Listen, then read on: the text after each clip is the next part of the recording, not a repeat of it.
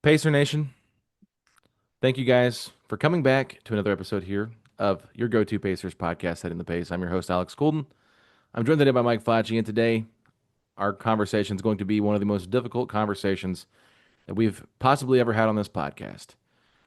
And it's crazy to think about because we go from having the highest moment of going to a game seven to now talking about the worst, most devastating injury that I've ever suffered as an Indiana Pacers fan. Tyrese Halliburton, first and foremost, I give all my respect to you for the way you came out tonight and played. Three quick threes before the Achilles tear. And we knew that it was a risk. We knew that it was a risk. And unfortunately, it happened. And I was in Gainbridge Fieldhouse tonight with 16,000 plus fans watching this game. And the excitement that was in that arena when Halliburton was going off was magical. But if there was no extra noise being played in the arena, you could have heard a pin drop. The moment Tyrese fell down, I don't think people maybe caught it right away. I noticed it immediately when he was on the ground still and didn't get up. And they pan back over, and you see Tyrese crying, slamming the hardwood floor, saying, I did it. I did it. I did it. And you could just tell at this moment, the complete air was sucked out of the arena, and everything we had seen up to this point, this magical run, came to a very fast stop. And so, Facci, I know I want to bring you in here in a second. I just want to say this is a tough podcast, but we have to have it. We have to talk about this. And if you're not ready to grieve yet, then please come back when you are. But if you are, we're here. We'll talk about this. We'll share our thoughts. I don't want to get too far into the future on this episode. I want to talk about today's game specifically. But I do want to hear your thoughts, Foch, in terms of what you're feeling right now emotionally. Devastating. It was truly devastating. I'm devastated for Tyrese. I'm devastated for this fan base. Everyone who's involved that supported this team. It felt like coming into today, it was the anticipation of this could be one of the greatest nights of our lives. Anything could happen. And just like you mentioned, the start that Tyrese was off to felt like we were in the midst of something special. It really felt like this is an Indiana team that could get it done. Why can't they? This could be the night. And obviously, we it all came to an end in one quick moment, and this is terrible timing to it happening to the greatest person. I mean, you're talking about on the last day, the last possible day of the season, and already knowing that there was risks, and a lot of the fan base were saying, "Hey, well, this is what it's about." And I was one of them to say, "Look, we're in the NBA Finals right now, like, because you always think like, what's the worst that could happen?" And unfortunately, the worst possible thing did happen, and it was truly tragic. I mean, the air sucked out of everything. I felt like even if the Pacers had won, I would have had a terrible pit in my stomach knowing the sacrifice that had to go through with it. With Tyrese Halliburton, we're not going to see this man suit up and play basketball for what could be 18 months or anything of the sort. I don't know how many months, but it's not going to be next year.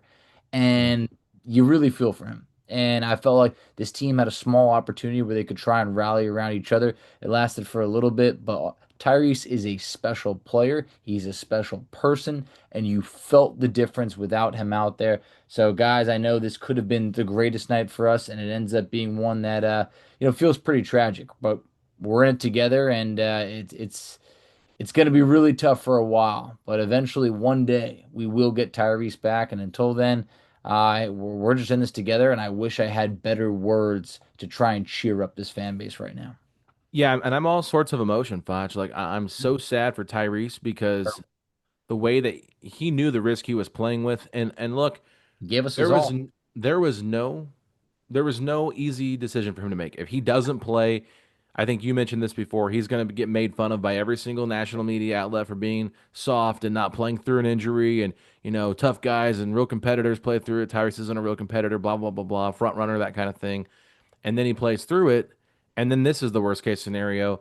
He played good in game 6. He played pretty well in game 6. Looked Only very, 23 minutes. I felt like we did everything to not risk it, but with this type of injury, anything could happen at any time. And we yeah. saw the amount of stars that went down. That calf strain is it should be almost labeled something else now, because that to me feels like the sign before an Achilles tear. And I know we've kind of hinted at that before, like that happened with Dame. and all this, but it really does feel like the calf strain is the sign before an Achilles tear, and it doesn't take that much to be able to tear it. Now that's what really hurts a lot. We knew the risk. And that's the thing. Like that was the thing is like if he goes and doesn't play, then he's getting called like the worst thing ever for not competing. And then when he does play, and honestly, like think about it. He hit three threes. He was probably feeling himself pretty good, and I think he probably just misstepped on that Chet drive. But what makes me sick is you have people after Game 6 saying that Tyrese really wasn't dealing with that level of a calf strain. It was just it was a thing to try to get the Thunder off their guard and stuff. Whatever. Obviously he was dealing with something incredibly severe, and nobody ever really knows the severity of injuries. And so I will just say this: you're not a doctor, nor Nope. are you with the team staff or the medical staff. So to assume somebody is faking an injury or they're trying to make it look bigger than what it is, get a hold of yourself and just say, what am I talking about? I have no idea what I'm talking about, and ignorance does not need to be shown up here. Let someone that knows what they're talking about tell you what's going on. So you deal with that and then trying to rally back from that. And here's the thing: the Pacers were up 48-47 at the end of the half, with Halliburton going out in the first 6 to 7 minutes, whatever it was. And so you're thinking to yourself, man, maybe they go back at half. Tyrese is there on crutches talking to him. Maybe he gives them, a motivational speech at halftime. And OKC didn't look great. Jalen Williams looked like he wanted nothing to do with the basketball. Shea goes 8 of 27 from the field. It wasn't like OKC had this great game.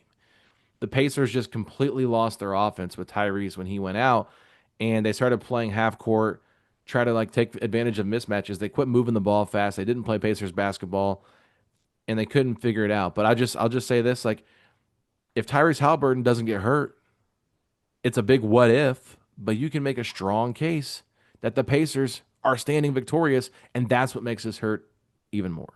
That's the only way that I look at it, and that's not to say cocky or just, oh, well, what if for this?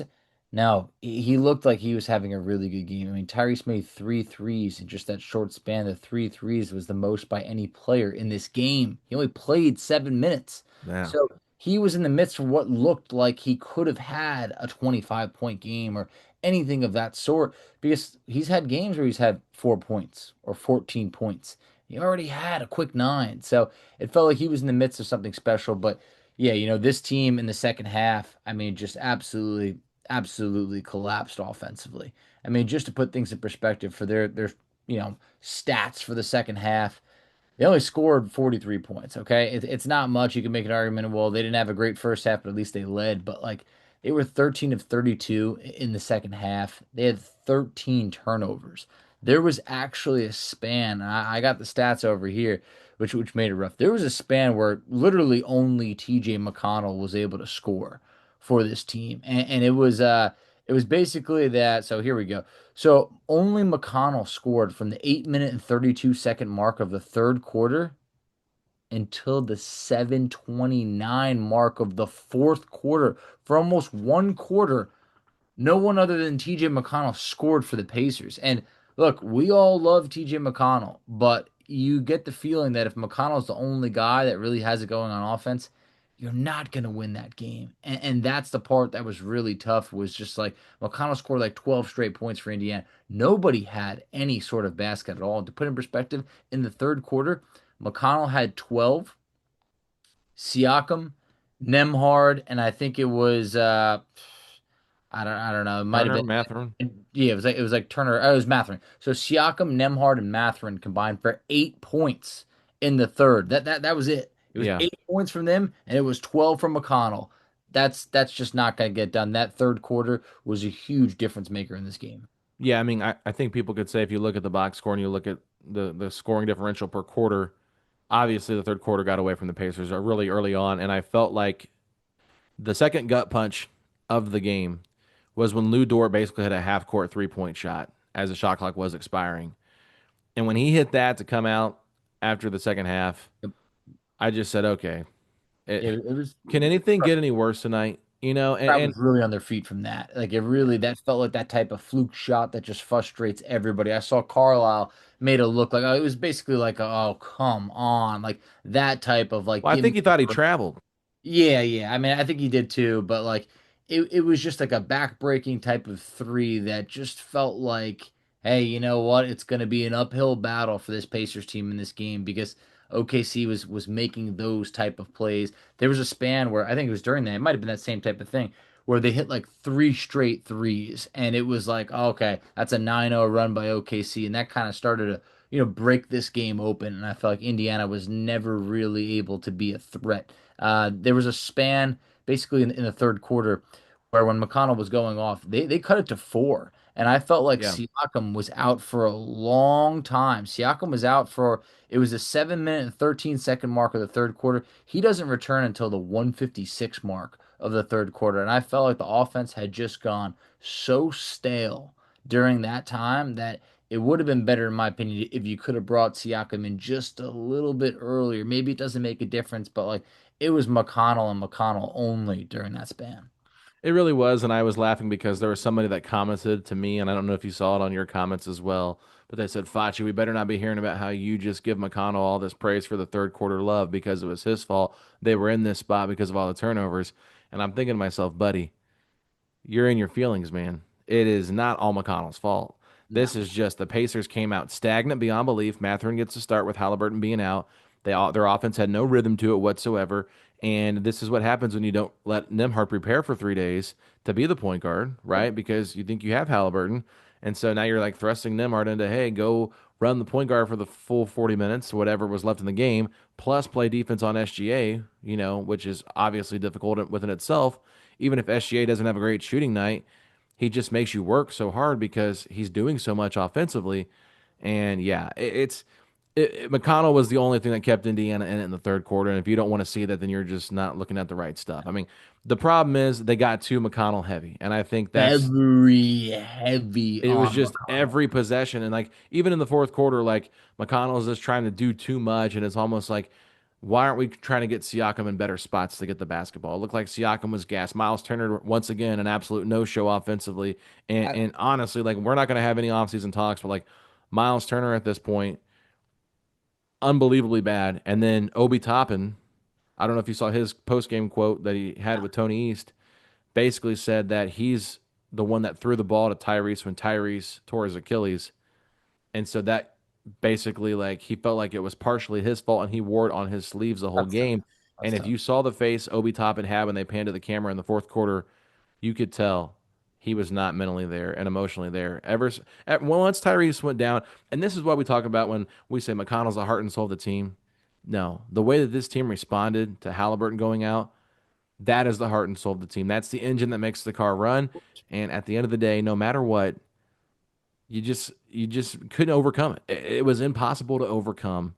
Even if you only lose by 12 and you had a valiant effort there in the fourth quarter, you can't win without Tyrese, even if he's only playing at 75%. Exactly. I mean, that's like your quarterback going down. It's like there's so many other positions and players out there that depend on you that, it's not to say they lose faith or anything, but it's like McConnell had 7 turnovers. He was asked to do a lot, and it was just too much. Like there's no replacing Tyrese.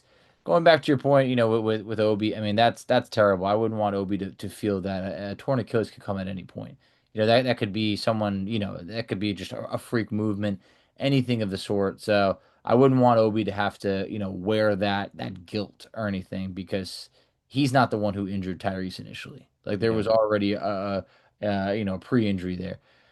Going back to your point on Turner, look, I've seen a lot on Twitter already, and we don't need to be a prisoner of the moment, but this was definitely an opportunity for him to, like we said, step up in a big moment, and we could forget about the previous 6 games.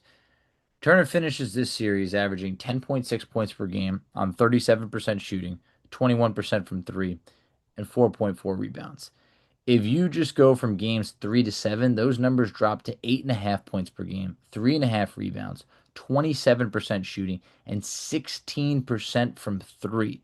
I can't think of a worse series, not just like a finals, but a worse series of any player where there has been, real expectations. I felt like there was no way that Turner could have had a worse series than what he had. And it was the one saving grace was that he had been canceling out Chet. Defensively, he had been, bringing Chet down to the same level offensively. And tonight, Chet Holmgren had himself a game. He had 18 points on 6 of 8 shooting, 8 boards, 5 blocks. In the second half, he was a perfect 4 for 4 from the field. Turner only took one shot in the second half. He made it, but he only took one shot. So to me, it just felt like in the game seven type of thing, like Turner had a big opportunity to really, step up. And unfortunately, you can make an argument it was his least productive game of the finals.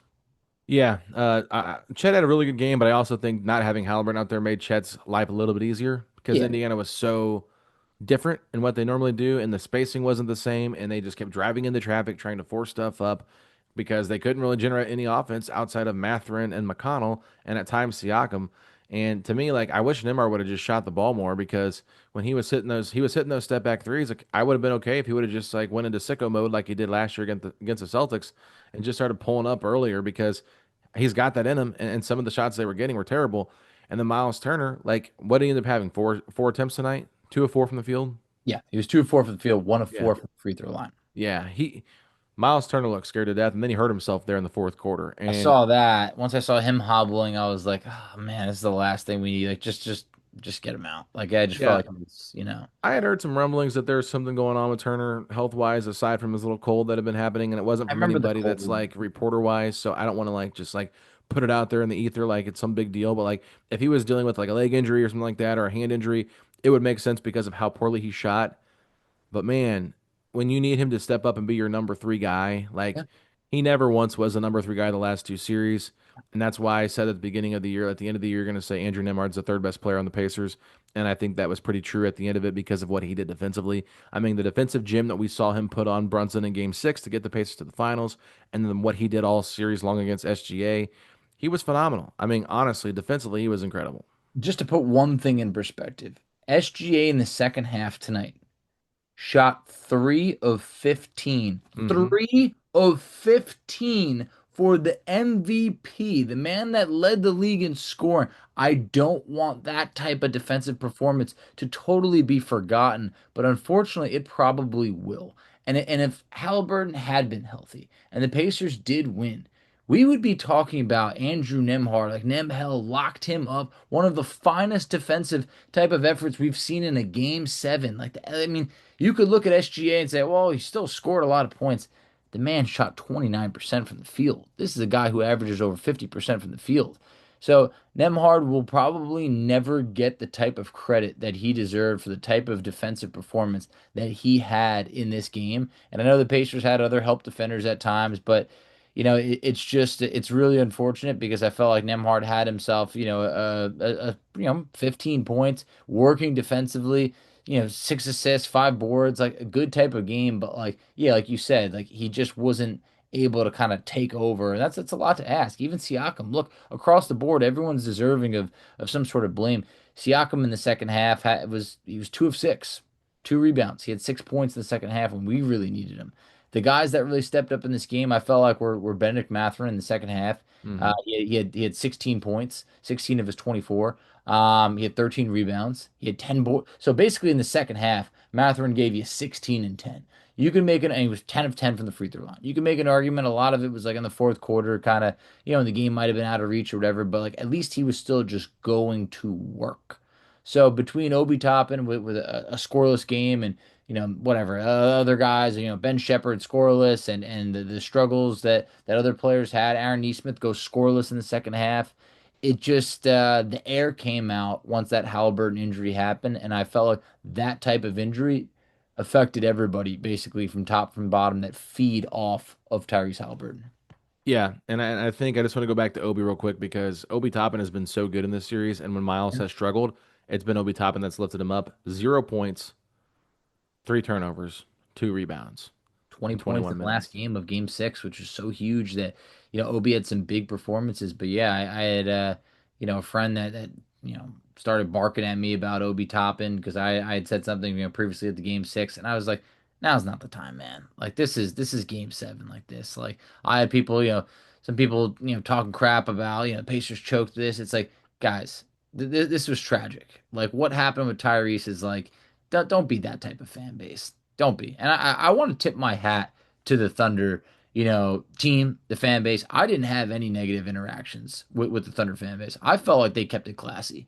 I really What are did. they gonna say? They should have won this game. They're the better Oh, team. yeah, no, they totally should have. But I just felt like along the way, like there wasn't these like bad interactions that we've had with like Bucks Oh, fans I'm or getting Knicks stuff in my fans. mentions from Bucks fans now saying that Tyrese got karma for making fun of people with That calf injuries, and I'm that's like, when what did I'm he make of saying. somebody? When did he Like make fun of somebody with a calf injury? Please. yeah, like exactly. Like there it is. Like Bucks fans. Like I had Knicks fans waiting for me on this, but I just felt like with the Thunder fans, it was classy all around. And I got nothing against that franchise. Look, they got a really good team that's going to be really competitive for a long time. And Well, what they got a really really good team that should have lost to the Pacers in seven. they should have. And I even saw there was someone that said something like someone tweeted out to gain some traction. Someone was like, "Let's shock the world tonight." It's like, what do you mean shock the world?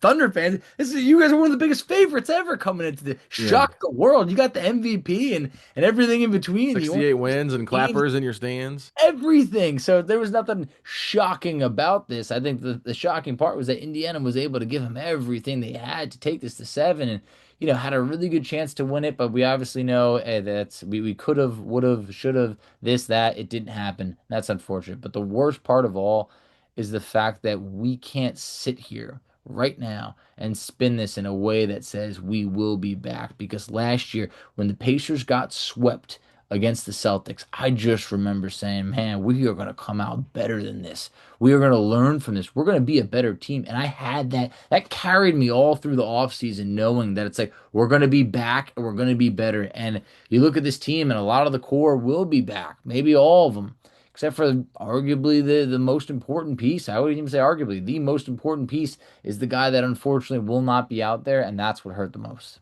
Yeah, I mean, I don't want to talk about the offseason right now We'll just get into that. because, we'll have plenty of time to talk about that.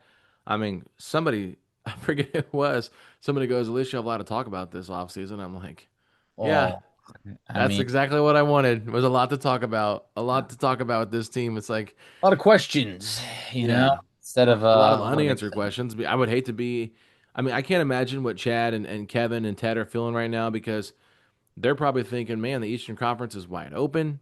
Yep. We've got a superstar in Tyrese Halliburton. We got a superstar in Pascal Siakam. We got a lot of really good role players that fit this team. Like we can just keep running this back. We're on the brink of a championship. Like, hey, why not us, right? And like that's why like Jake Query has been like slamming home on the radio. Why not Indiana? And there's been shirts that have been made. People were wearing them all around the arena. And I get it.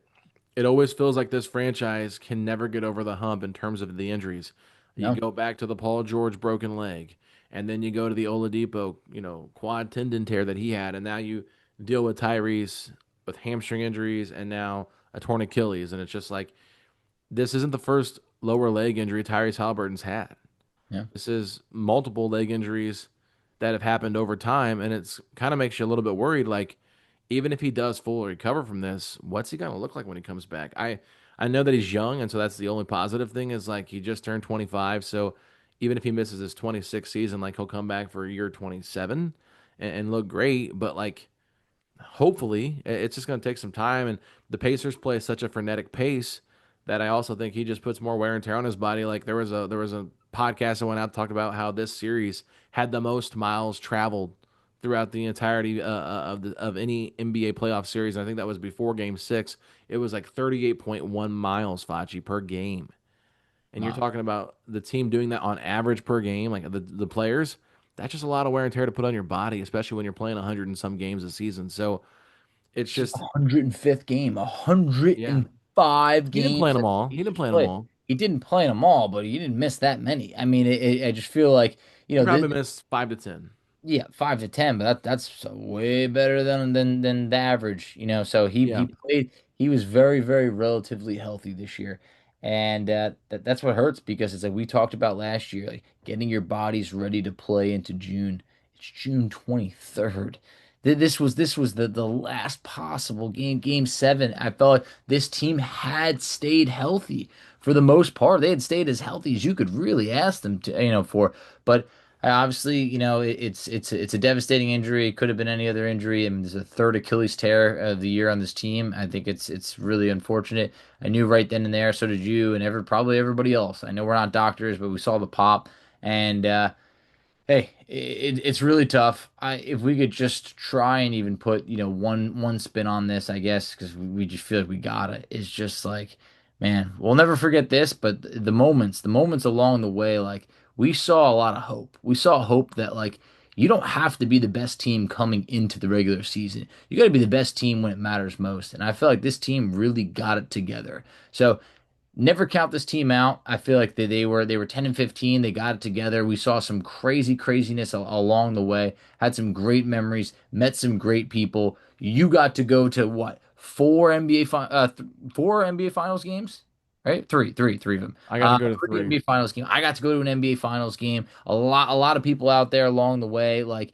it's been a blast covering this team. I hate the way that this season had to end. But I just like, man, I just want to take that moment to just thank everybody along the way that is like tuned in, the people that showed up for, the meet and greet for game three, everything along the way. Like this was a crazy time that I don't think you and I ever once thought of when we started this podcast as to like what this could be. And we went on a ride. And like I said, I hate the way the ride ended, but man, I'm grateful for the ride that we went on. And some people could very well say, I would have loved to have lost earlier and still had Halliburton. Look, I would have wanted to do anything and still had Halliburton. But man, like this team gave us every last ounce that they had to give. Truly, Tyrese gave this franchise his body to in hopes of winning a championship. And for that, I want that to never be forgotten. Ultimate competitor, ultimate warrior, Tyrese Halliburton. Get healthy, come back stronger than ever. This fan base is here. They're not going anywhere. This franchise is yours. It's not going anywhere. If you go back and look, even Reggie Miller in the 90s, they had a rough stretch. Yep. They got kicked out of the first round by the Hawks in 1996, and then 1997 they didn't make the playoffs. They fire Larry Brown, they bring in Larry Bird. They go 98 Eastern Conference Finals, 99 Eastern Conference Finals, 2000 NBA Finals. Okay? There's going to be setbacks. Not everything's going to be perfect, and we've seen multiple Achilles tears happen throughout this season with multiple different players, but this team suffered three this year: Isaiah Jackson, James Wiseman, and now Tyrese Halliburton. And they were almost like 8 to 10 months apart. That's how long they took place. But they were the detriment of this team. And obviously, you have to answer questions now about how you build this roster for next season. But it's hard to even think about next season when you're so in the moment on this season right now. And I will just say this: I had a handful of people stop me today out in the arena saying, "Hey, love your work, appreciate it. Hopefully we can pull this one off." That was at halftime. I talked to somebody, and then as I was leaving the arena, Foch, I was like I was moping, man. I'm not gonna lie. I just didn't have any words to say. I'm just like, how do I process all this, and how do I bring it to the podcast? And I was really trying to think of what to say to just lay it all out here. And someone stopped me and they said, "Hey, man, gonna have a tough pod tonight, but I'm gonna listen." And I appreciate that because it's easy to get up and be like, "Oh man, I got the pep in the step. The Fat Joe man's Yep. back. I'm Oh listening to yeah. this episode. Pacers win the next game, whatever." Like that's always fun. As are always great episodes, and we always enjoy celebrating wins. But for every great win, there's a bad loss, and unfortunately, we have to end the season on a somber note and the worst possible way. And you said it's a gut punch. It's whatever. This is the most devastating moment I've ever had in my sports history, Foch. I completely agree. I The completely agree most with that. devastating, and that's what hurts the most. It's like I love Tyrese Halliburton. I love Tyrese Halliburton, the person. I love his family. I love what he means to this franchise, and I love the way that he plays, puts everything out on the line. I love that he's the ultimate competitor. I love that he doesn't allow the superstar talk to bother him. The overrate that. Everything that he put together for this run this season, he gave me the best absolute moments I've ever experienced as a Pacer fan. No doubt. He did No not doubt. deserve to have this season end with him tearing his Achilles. No. Life happens. Life sucks. You can't control what's out of your control. What do you say? You don't really have anything to say, but it's just it absolutely sucks that Tyrese Halliburton season and the Pacer season has to end the way that it did after everything they went through to get here. And I know Tyrese is he's a different guy than what we've been through in the past, but I just want them to handle this right. Don't rush him back. Be there, support him, make sure that the contact with the team is there. And I feel like this will be different, but through the situations with Paul George and through the situations with Oladipo, like those injuries, that time off, like those players, somewhere along the lines between the franchise and the player, like things changed. And I just don't want things to change. I want Tyrese to be 100% supported, not rushed. And you know what? Maybe there's a part of him that comes back, in better physical shape or anything of that sort. Whatever it is, we'll see what happens. But at least we do know that an Achilles tear isn't necessarily what it used to be. It used to be a death sentence in Yeah. the NBA. Now we've seen guys like Kevin Durant come back and really, not skip a beat. And Kevin Durant is probably a really, really special scenario. But at the same point, Tyrese is young and he's got that on his side. It's not like an older player where, it's a lot more risky. I just feel like for right now, we just got to take this one day at a time. It's going to hurt the most right now as we're recording this, as you're listening to this, because it is so fresh. And it really, like I said, even if they won, I still would have been crushed for Tyrese because of the long road of recovery that I know is ahead. So, for everybody that tuned in along the way, man, we had some great laughs. We had some awesome moments, some game winners, everything of the sort. And I don't want this to be like a funeral or anything of the sort. I'm glad those memories happened, but at the same point, I had put out a tweet earlier and I said I thought it was a good question.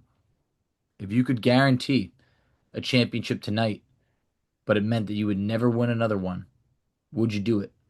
Put out a poll. It was like 600, I 700 saw it. people answered that, and like 65% said yes. Oh, I They said yes. would. I voted.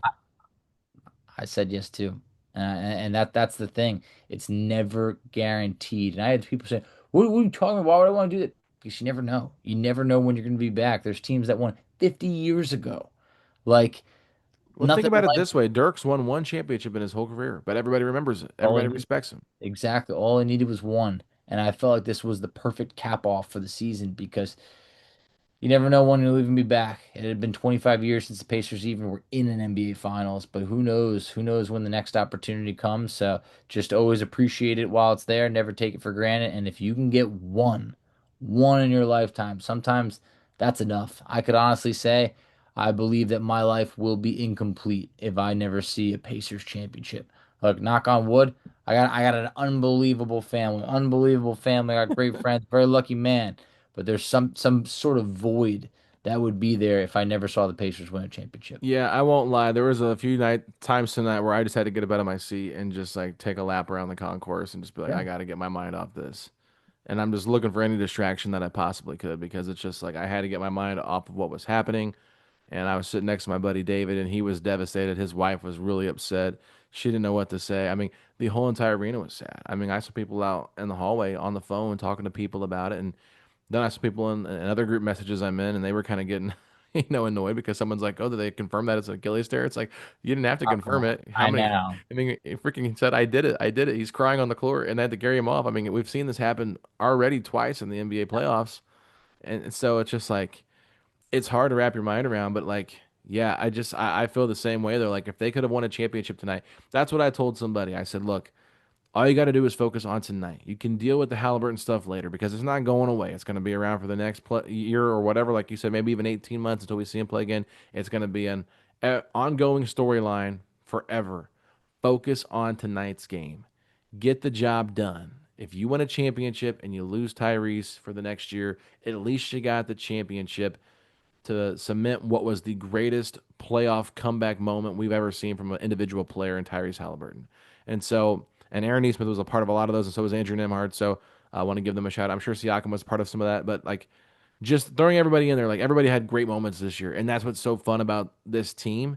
Like, how many times did you come on this podcast and go, I love this team, you So know? many. I mean, just man, some of the greatest.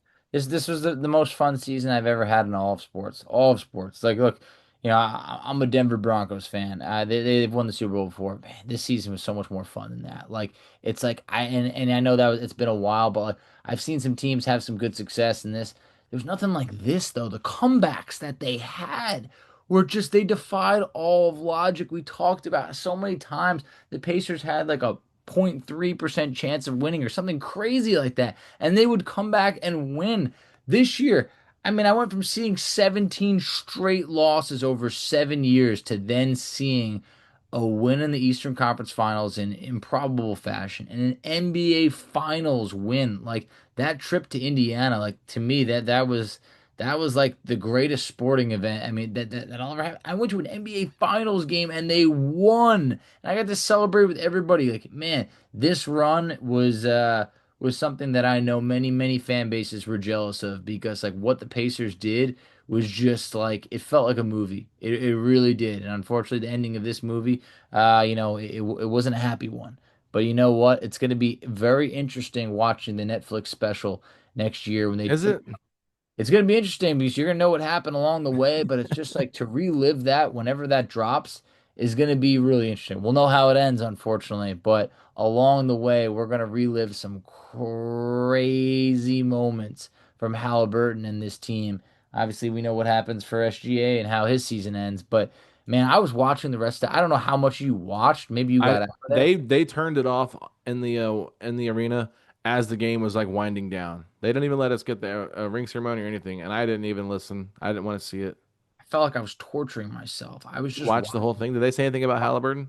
Yeah, yeah, they were like I don't know. SGA said something. He gave him like a shout out, and Adam Silver gave like the Pacers a shout out. It was real short on that, but like I just felt like I was torturing myself, like holding open my eyelids basically, and I was like, why am I even watching this right now? Like this is Uh-huh. just making me ill.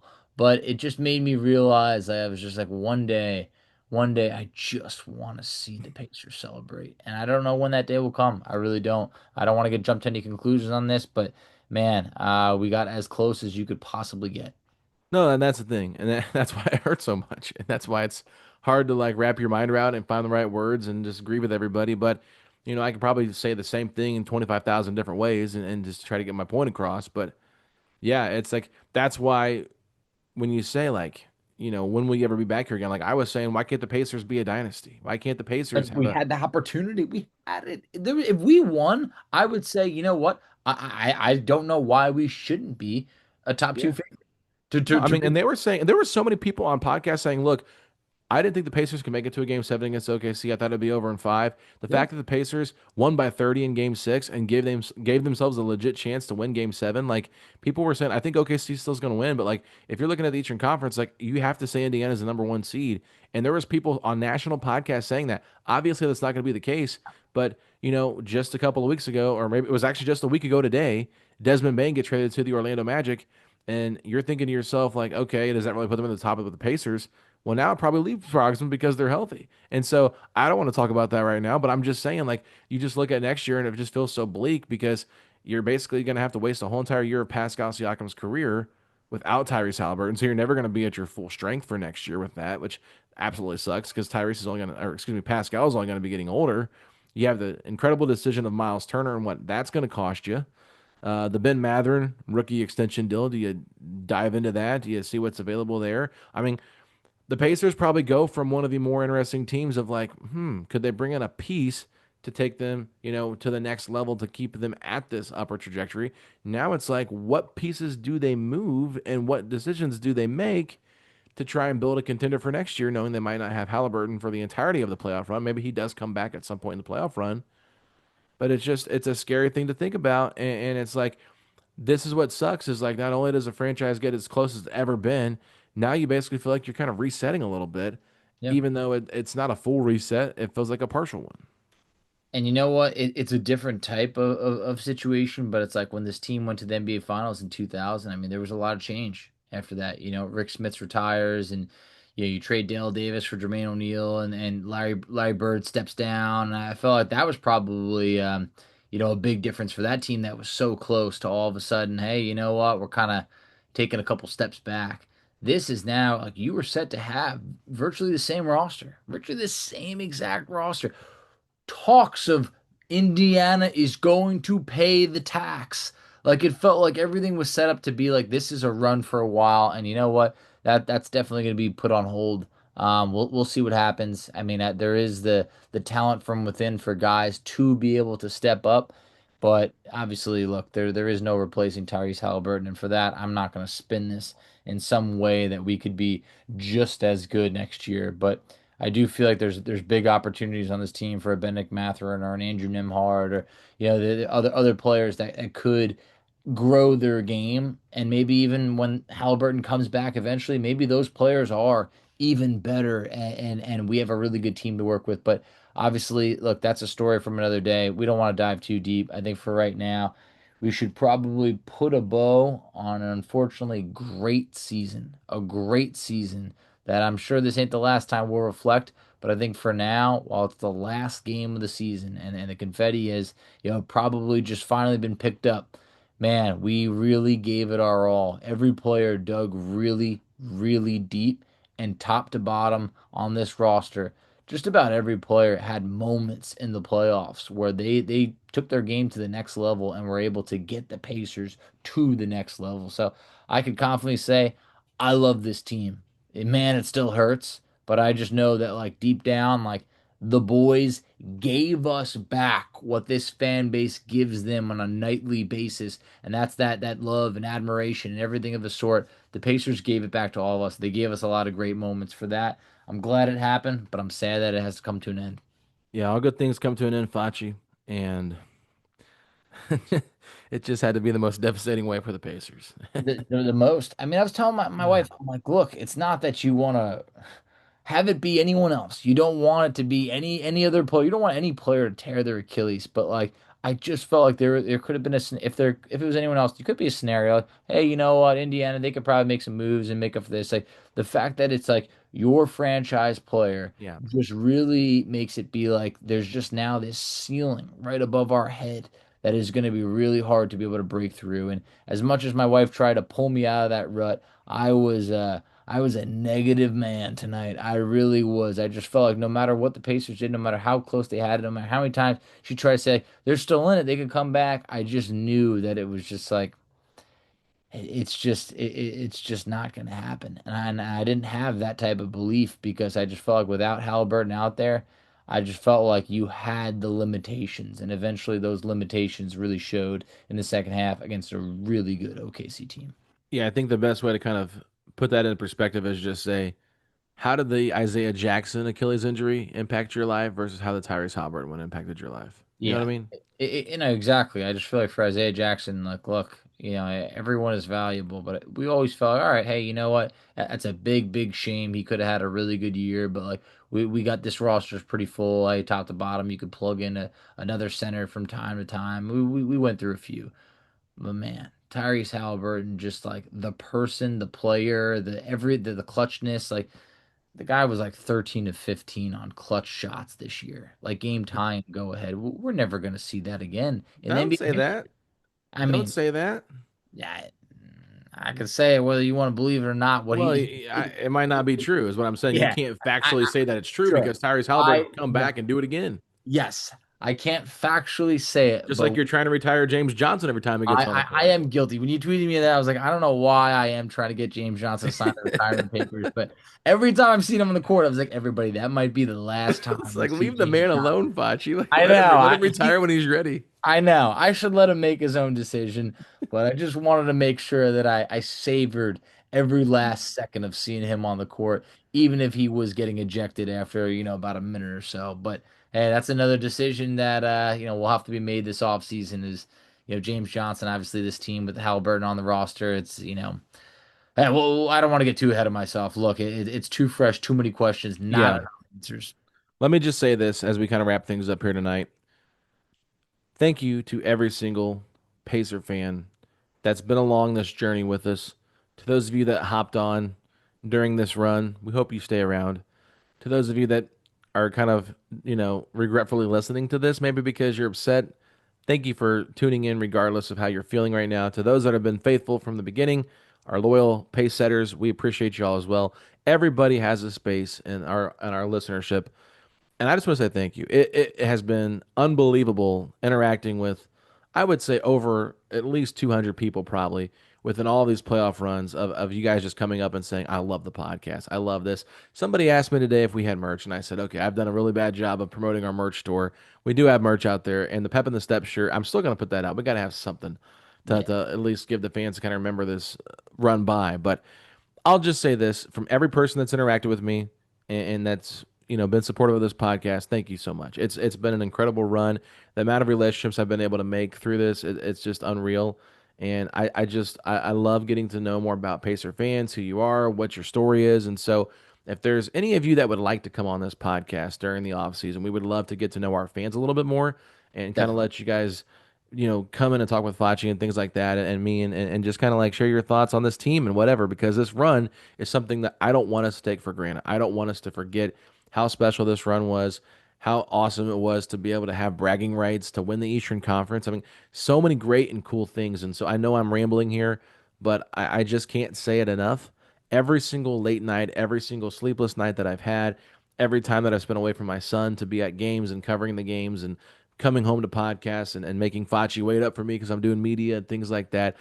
We went a lot of nights with no sleep or little sleep, and it was all because we love this team, we love this podcast, and we love our listeners. Because if we had no listeners, there'd be no reason for us to do a podcast. I'm not going to come over here and talk with Fachi about this if only 5 people are listening. So we had an incredible amount of growth this year as a podcast in terms of the listenership, and so I know that people noticed our hard work and they were coming back for more. So if you like this podcast and you want to continue to be part of our community and be a pace setter, then please stay around. Even though next year might not look as, happy go lucky, there's still going to be plenty of things to talk about and still plenty of things to be excited for with this team moving forward, because they still have a very young core moving forward, and this future is still very bright, even though the end of the tunnel seems like it's a good minute or two away. Just give it time, guys. We'll be back before you know it. This Pacers team is not one that quits, and I think next year is a great year. I'll just say this: is a great year for potentially young guys that might not have had an opportunity to get better, with a bigger opportunity for the following year when Halliburton comes back healthy. So that will be how I end my soliloquy, and I'll let you kind of close things out now. Just want to say, yeah, thank you to everybody that tuned in. Like Alex said, those that have been here for a long time, those that just found the show. When I came out to, first of all, it took this type of run to bring me back to Indiana, to be able to go out there, to be able to, see Alex again for only the second time in person, to be able to, hit that NBA Finals game, which was a lifelong dream of mine, but to be able to meet so many of you guys, people from around the world. This finals run brought people, like we mentioned, some of the countries like Guatemala and Israel and Argentina and New Zealand, Australia, like just like so many different places all around the world. Like we just got a message. I'm gonna read them off. Hey, this is from Ben Cameron. He just messaged me 6 minutes ago on this episode. Been listening to your pod all the way from Australia for the last 3 years. I really appreciate you guys' coverage. It talked about, how we're feeling with the Halliburton injury and this. Like, hey Ben, we appreciate you. That is just one of the many people. When I got to meet anybody, guys, I just wanted to shake your hands and just say thank you and let you know that I appreciate you. I had people who were like, love your show, man. You're the man. I was like, no, you're the man. All right. Like, thank you for tuning in and giving us, that opportunity to be able to make you laugh, be able to hit you with the news, be able to, hit you with our what ifs, our trade targets, our, whoever it may be, just any coverage. Like, we appreciate that so much. It has made all the late nights worth it. So stay with us. It's going to be a fun off season, no matter what it is. I just felt like the Pacers, you just never know with this team. Little by little, they've always outperformed their expectations. I think we can do it once again. Does that mean an NBA championship? Hey, maybe not next year. But you know what? Along the way, Alex and I we're going to give you everything we got. So we appreciate you all. I think this is a good way to kind of put a bow on the season that went the longest. We've put out more episodes as frequently as humanly possible, as late into the season. We I mean, hey, look, you need to take a break, dude. You need to take a break. I don't think anybody can keep you doing not only seven a week. You're doing multiple episodes a day. The So playoff run was too good not to. I mean, we had so much to I talk know, about but and so many people to talk about it. I know the average human can't keep up with that. Like we said, yeah, we're getting older. We got families like this. I don't want to see you putting out multiple episodes a day, 7 days a week. Like Come everyone's got to take September, I'll be here 5 days a week, baby. I'm kidding. Hey, five would even be you getting a little time to yourself, and I think everybody deserves that. No, it's true. It's been a long off or long postseason run. Yeah, Um, Oof. I I'm still sure can't believe everybody my is. I still can't believe my son's only like 8 weeks old, 9 weeks. This has been the longest playoff run ever, to the point where it's like, oh my God, man. Like, this team was playing almost every other night for Ah, so long. So long. It's been crazy.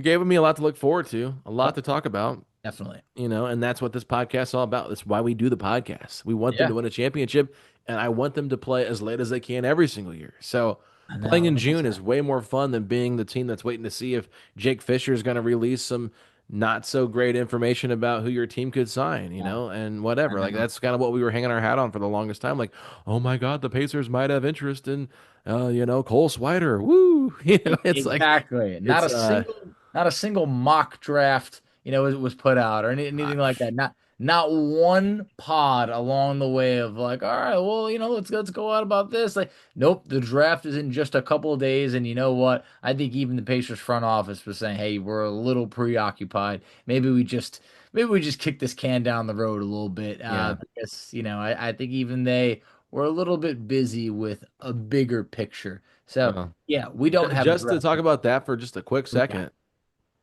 Think about how nice that pick is now for next year, seeing you have control of your own pick. Yeah. No, that is a great point. Yeah, That is a great point because that actually probably would have been that extra kick while you're down to just be like, hey man, like you that don't could be have a top pick 10 till pick. 27. Yeah.